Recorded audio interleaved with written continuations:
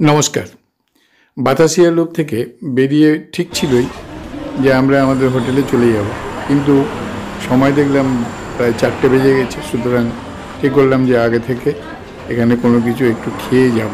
ওই জন্য ম্যালোডের কাছাকাছি নেমে গেলাম। নেমে গিয়ে চিন্তা করছিলাম আমরা এদিক ওদিক কী খেতে পারি। প্রথমে ঠিক হয়েছিল যে আমরা গ্লেনারিসে যাব, ওখানে গিয়ে আমরা লাঞ্চ করব। তারপরে যখন দেখলাম যে বেলা 4টে বেজে গেছে, সবাই মিলিয়ে সিদ্ধান্ত নিলাম যে না, ওখানে এত বেলায় আর গ্লেনারিসে খেতে যাব না, দরকার হলে রাত্রে আমরা আসতে পারি। এখন আমরা হালকা লাইট ফুড কিছু একটু খাবো, এই সমস্ত চিন্তা করে আমরা এদিক ওদিক দেখছিলাম। সবার মধ্যে ভোটে ঠিক হলো যে আমরা আজকে এখন ড্রাই ফুড খাবো। দ্যাট মিনস একটু সাউথ ইন্ডিয়ান ফুড নেব। হেস্টি টেস্টির দিকে প্রস্তাব আসতেই আমরা সঙ্গে সঙ্গে সেইটা ঠিক করলাম। ইডলি, ধোসা ইত্যাদি আমরা সমস্ত কিছু খাবো। এই মুহূর্তে আমরা খুব রাস্তাটা এনজয় করছি এমন না। বিশ্ববাংলা স্টলের সামনে থেকে আসলেও সেখানের দিকে বেশি তাকালাম না। আকাশে তো মেঘ, সুতরাং আলোর একটু অভাব, একটু গ্লুমি ওয়েদার। এর মধ্যে থেকে আমাদের এতটাই খিদে পেয়েছে যে আমরা খুব বেশি এদিক ওদিক দেখছি, উপভোগ করছি এমন নয়। এখন আমাদের একটাই উদ্দেশ্য হলো আমাদের কিছু খাওয়া দাওয়া সেরে নেওয়া, এবং খাওয়া দাওয়া সেরে নিয়ে গিয়ে আগে হোটেলে চেক ইন করে নেওয়া। খাওয়া দাওয়ার জন্য আমরা বেছেই নিয়েছিলাম যে সাউথ ইন্ডিয়ান ফুড খাবো। সুতরাং আমরা হেস্টি টেস্টির সামনে এলাম এবং সেখানে খাওয়া দাওয়ার জন্য ঠিক করলাম। আমরা ঢুকলাম। যারা পিওর ভেজ এবং সাউথ ইন্ডিয়ান ফুডের ভক্ত তারা হেস্টি টেস্টিতে আসতে পারেন, একটু টেস্ট করে যেতেই পারেন। হেস্টি টেস্টিতে সমস্ত কিছু পাওয়া যায়, থালি হিসেবেও পাওয়া যায়। ইন্ডিভিজুয়ালি কোনো একটা আইটেম নিয়েও খেতে পারেন, তাতে কোনো অসুবিধা নেই। পরিষ্কার পরিচ্ছন্ন একটা রেস্টুরেন্ট। এখানে একটা কথা বলে দিই যে সেলফ সার্ভিস করতে হয়, অর্থাৎ অর্ডার দিয়ে দিন। অর্ডার দেওয়ার পরে ওরা কিছুক্ষণ সময় তো নেবেই, সময়ে ওটা প্রিপারেশন করে তারপরে কাউন্টার থেকে আপনি নিজে নিজে নিয়ে নিতে হবে।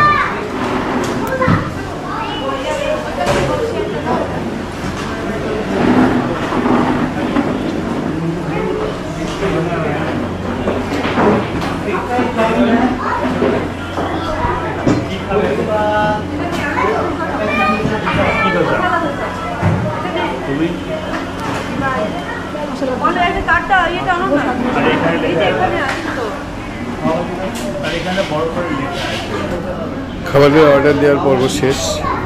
আমরা কিছুক্ষণ তো অপেক্ষা করতেই হবে।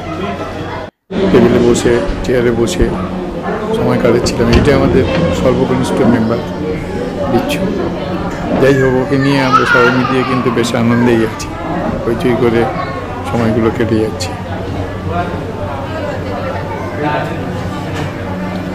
খেয়াল করে দেখেছি ওর আমাদের ক্যামেরাটার উপরে খুব লোভ।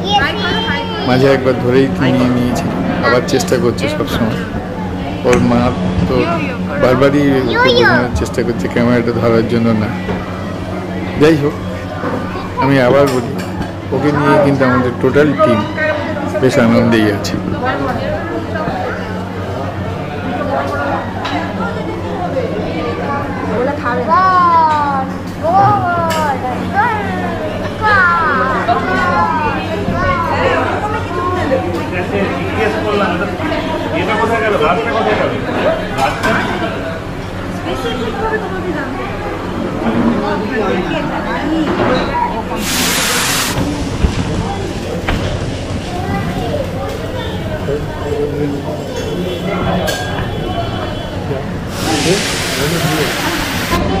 বেড়াতে গেলে সময় যে কীভাবে কেটে যায় খেয়াল রাখাই খুব মুশকিল।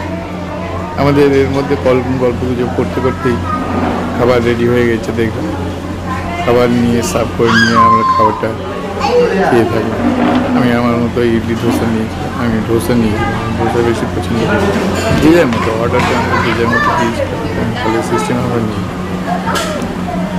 খাওয়া দাওয়া শেষ করে আমাদের যত তাড়াতাড়ি সম্ভব বেরিয়ে পড়ার কথা।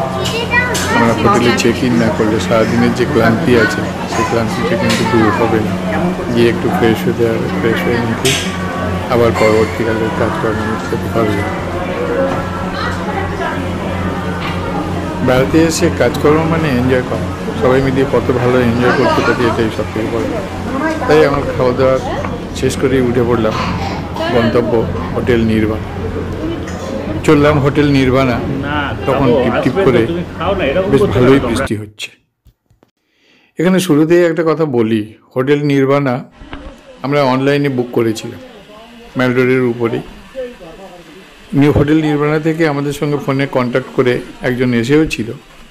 আমরা হোটেল নির্বাণাতে ঢোকার পরে হঠাৎ মনে মনে একটা স্ট্রাইক করলো, তো আমরা এরকম ছবি দেখিনি। কিন্তু যে ছেলেটি এসেছিল তারা আমাদের অ্যাডভান্স ইত্যাদি সমস্ত কিছু অ্যাকসেপ্ট করলো, বললো যে হ্যাঁ আমাদেরই হোটেল। কিন্তু আমরা অনলাইনে যে হোটেলটা থেকে বুক করেছিলাম সেটা এটা নয়। কেন এমন হলো, কিভাবে এমন হলো, সে প্রশ্ন করার আগে আমরা চেক ইনটা করতে চাইলাম, কারণ বুঝতে পারলাম একটা কিছু ঘটনা ঘটেছে। তবে এই যে হোটেল নির্বাণা, এটা নিয়ে খুব বেশি অবজেকশন নেই। অনেক পরিসরের জায়গা হোটেল নির্বাণে আমরা বুক করেছিলাম, সেটা পরে বলবো গল্প। আমরা এখানে চেক ইনটা করলাম। হোটেল পরিষ্কার পরিচ্ছন্ন, কোনো সমস্যা নেই। কেননা এতটা দাম দিয়ে ম্যাল রোডের উপরে যে হোটেলটা থাকবে সেটা নিশ্চয়ই খুব খারাপ কিছু হওয়ার কথা নয়।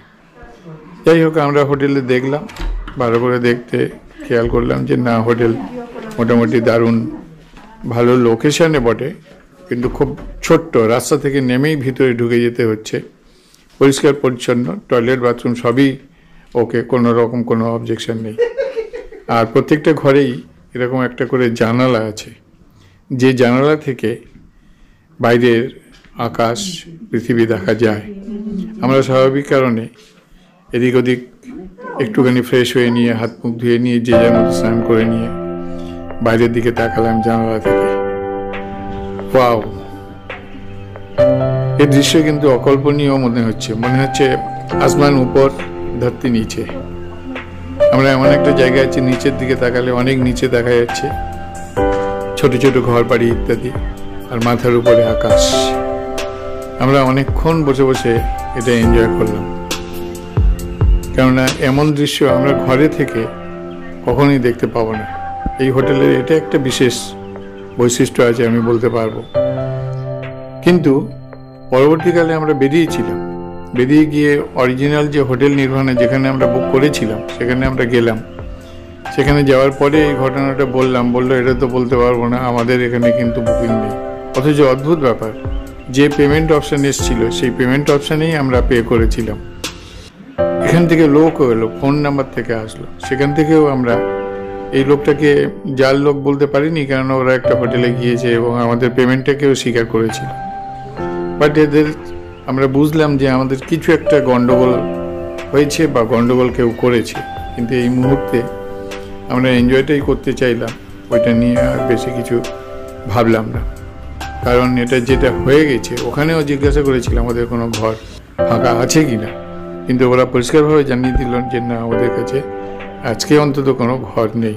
তা আমরা আমাদের 2 দিন থাকার কথা, সুতরাং আজকে এক জায়গায় থাকবো, কালকে আরেক জায়গায় থাকবো, এটা আর করতে চাইলাম না।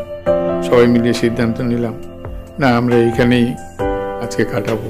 আমরা একটু প্ল্যানিং অনুযায়ী আমরা একটু বিশ্রাম নিতে চাইলাম। আমরা একটু বিশ্রাম নেব।